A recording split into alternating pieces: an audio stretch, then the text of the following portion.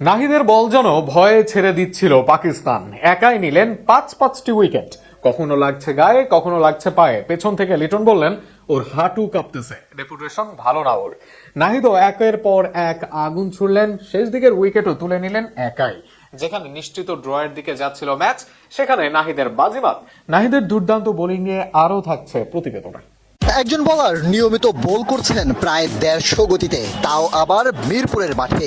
আর সেটি নাহিদ রানার বল, তাও আবার দুর্দান্ত লাইন আর লেন্থ মেনটেন করে।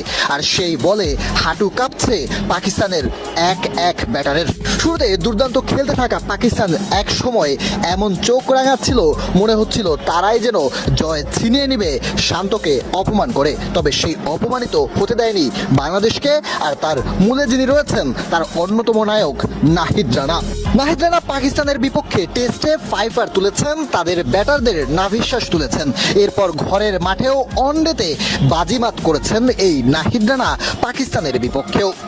তবে নাহিদ রানার ভয়ে কেঁপেছে পাকিস্তান প্রিমিয়ার লিগের ব্যাটাররাও। তবে এরপর নাহিদের গতি থামেনি টেস্টে এসেও।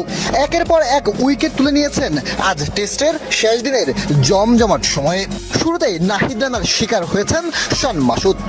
5 বলে 2 রান করে নাহিদের বল বুঝে ওঠার আগেই লিটন কুমার দাসের কাছে ক্যাচ দিয়ে ফেরেন শন মাসুদ। এরপর একইভাবে লিটন কুমার দাসকে ক্যাচ দিয়ে সৌদ শাকিল ফিরেছেন 32 বলে 15 রান করে।